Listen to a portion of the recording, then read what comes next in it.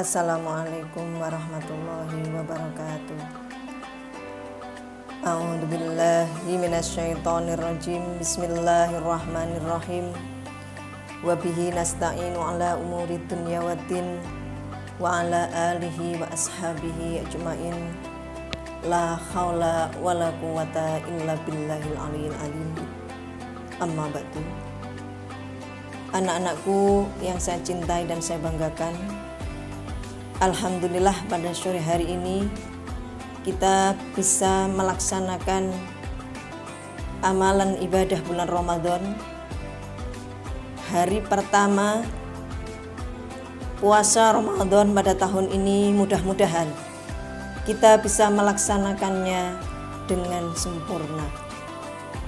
Dan kita berdoa bersama-sama, mudah-mudahan 30 hari yang akan kita lalui puasa pada bulan Ramadan ini kita bisa melaksanakannya dengan sempurna.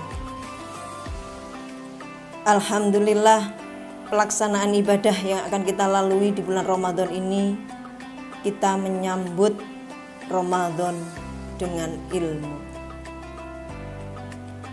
Keutamaan puasa Ramadan sangat banyak, diantaranya adalah: 1. Pahalanya dilipat gandakan oleh Allah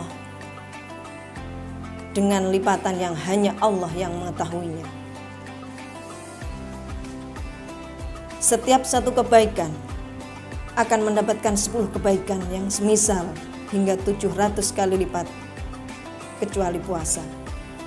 Karena puasa itu untukku dan aku yang akan membalasnya. Hadis riwayat Bukhari.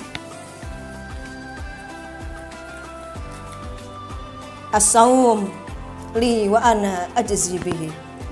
Puasa itu bagiku, maka akulah yang berhak membalas dengannya.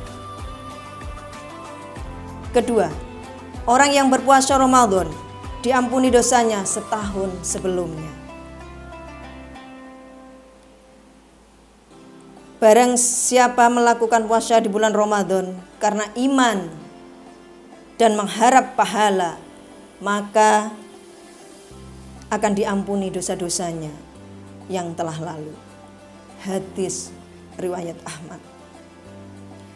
Berdasarkan hadis di atas, puasa yang menghasilkan pahala adalah jika dilakukan berdasarkan 1.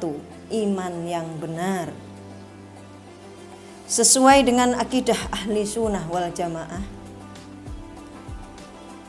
akidah Rasulullah dan para sahabatnya, karena iman adalah syarat diterimanya amal soleh. Kemudian yang kedua adalah ikhlas, yaitu melakukan puasa karena Allah Subhanahu wa ta'ala. Tidak ada niatan untuk mendapatkan pujian dari sesama manusia. Rangkaian peribadatan yang dilakukan oleh hambanya terkhusus untuk Allah Subhanahu wa ta'ala, harus benar-benar diniati dengan ikhlas. Anak-anakku yang saya cintai dan saya banggakan, puasa Ramadan, maaf ini saya sampaikan sedikit, saya memang mengutip materi yang diembankan, yang diberikan kepada saya dari panitia, itu adalah dari kitab Durratun Nasihin. Puasa Ramadan, agama Islam adalah agama rahmat lil alamin, dengan suatu upaya penggapaian cinta kasih terhadap makhluk. Hal ini sangat jelas bahwa ajaran agama Islam mengajarkan berbagai ajaran bukan hanya untuk mendekatkan diri begitu saja kepada Tuhannya, namun di dalamnya juga mempunyai makna atau arti yang sangat dalam. Sebagaimana puasa. Puasa adalah salah satu bentuk ketaatan seorang hamba kepada Allah Subhanahu wa ta'ala, karena di dalamnya ada nilai-nilai yang sangat mulia, yakni puasa dapat menahan atau mengekang mengendalikan nafsu yang selalu mendorong melakukan perbuatan yang tidak baik menurut agama. Bulan Ramadan merupakan bulan diwajibkan umat Islam untuk menjalankan puasa sesuai dengan firman Allah Subhanahu wa ta'ala. Ya ayyuhalladzina amanu kutiba alaikumusiyam kama kutiba alal ladzina min qablikum la'allakum tattaqun ayyama ma'dudat. Al-Baqarah ayat 183 184. Wahai orang-orang yang beriman, diwajibkan atas kamu berpuasa pada hari-hari yang telah ditentukan, sebagaimana diwajibkan atas umat terdahulu, agar kamu semuanya bertakwa. Anak-anakku yang saya cintai dan saya banggakan, memahami pelaksanaan ibadah bulan puasa, saya garis bawahi bulan Ramadan, peribadatan di bulan Ramadan kita lakukan dengan ilmu. Puasa ada 3 tingkatan, yaitu puasa umum, puasa khusus, dan puasa khawasul khawas. Puasa umum, yakni puasa yang dikerjakan oleh kebanyakan umat atau orang awam, ialah mengekang diri dari makan dan minum sekaligus serta bersetubuh suami istri. Itu adalah puasa tingkatan yang pertama. Di sana pengertiannya adalah hanya mengekang diri dari tidak makan dan tidak minum, dan tidak melaksanakan bersetubuh suami dan istri. Kemudian tingkatan puasa yang kedua, puasa khusus, yaitu puasa yang dikerjakan oleh kebanyakan umat para sholihin, ialah mengekang anggota badan atau alat indera dari segala perbuatan dosa. Di antaranya menundukkan pandangan mata. Jadi anak-anak, kalau misalnya nanti sudah tatap muka pembelajarannya, laki-laki dan perempuan, apalagi pandang memandang, kemudian ada nilai syahwat di sana, maka puasanya dianggap batal untuk tingkatan puasa yang kedua. Kemudian adalah lagi memelihara lisan. Kemudian ada lagi yang ketiga, memelihara telinga. Kok malah sama temennya, misalnya nanti kumpul-kumpul di sekolahan sudah tatap muka, kemudian rasan-rasan. Nah, itu diantaranya juga bagian dari yang membatalkan puasa bagi orang yang punya tingkatan puasanya, tingkatan yang kedua.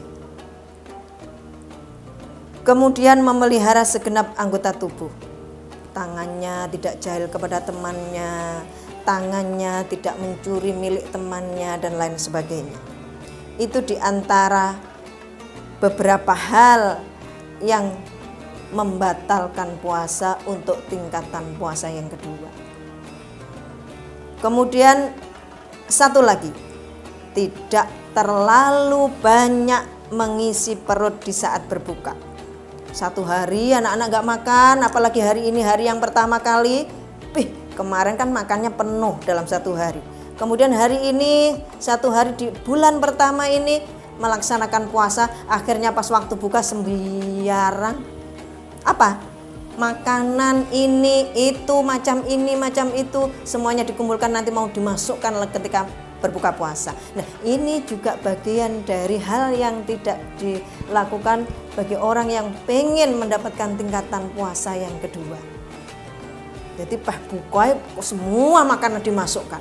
Nah, ini makanya seperlunya saja dan butuhnya saja pada saat berbuka. Sekiranya sudah ada kolak, kemudian ada kurma, disunahkan untuk makan kurma dulu ya, mau berbuka ini nanti itu, kemudian makan ya seperlunya. Ini diantaranya. Kemudian yang ketiga, anak-anakku yang saya banggakan dan saya cintai, puasa khawasul khawas, yakni memelihara gerak hati dari tujuan hal-hal yang bersifat dunia semata. Yang ketiga ini memelihara gerak hati. Tidak ada orang yang tahu dalamnya pikiran dan hati kita kecuali diri kita sendiri. Artinya apa? Dalam memelihara gerak hati dari tujuan hal-hal yang bersifat dunia semata. Jadi kepingin ini, kepingin itu hanya untuk kesenangan dunia semata.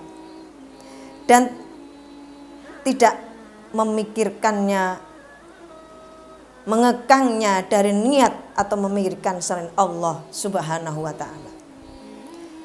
Jadi misalnya mau berangkat sekolah, sungkem sama orang tuanya, bismillah niat nuntut ilmu, karena itu kewajiban bagi seorang muslim yang diperintahkan oleh Allah Subhanahu wa ta'ala. Di antaranya ini, jadi mengekang diri kita, hati kita pada saat puasa, semuanya perilaku kehidupan kita dari hal-hal yang sangat kecil mungkin bisa dikatakan seperti itu, hanya untuk lillah, memikirkan untuk beribadah kepada Allah semata. Bagi tingkatan puasa demikian, apabila memikirkan hal-hal selain Allah, maka gugurlah puasanya. Inilah puasa setingkat dengan puasanya para nabi dan para syidikin. Walaupun anak-anak kita tidak bisa mencapai taraf tingkatan yang ketiga, tapi setidak-tidaknya kita berikhtiar, berusaha untuk bagaimana bisa mengekang hati kita dari hal-hal yang sifatnya hanya dunia.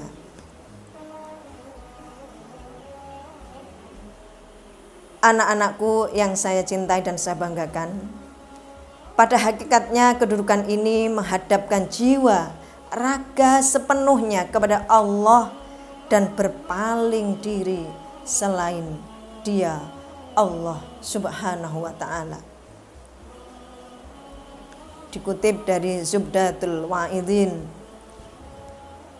anak-anakku yang saya cintai dan saya banggakan, hakikat puasa, ketahuilah bahwasannya puasa adalah ibadah yang tiada dapat indera manusia mengamatinya, dan yang tahu hanyalah Allah dan orang-orang yang bersangkutan. Dengan demikian puasa adalah suatu ibadah yang langsung berhubungan dengan Allah Subhanahu wa ta'ala. Oleh sebab itu anak-anakku, ibadah dan kebaktian ini di hari pertama ini kita sebagai hamba Allah, mudah-mudahan apa yang kita niatkan, ketaatan kita kepada Allah Subhanahu wa ta'ala benar-benar mendapatkan pahala yang benar-benar diterima sebagai amal solih di sisi oleh Allah Subhanahu wa ta'ala. Amin ya rabbal alamin. Mungkin cukup itu yang bisa saya sampaikan.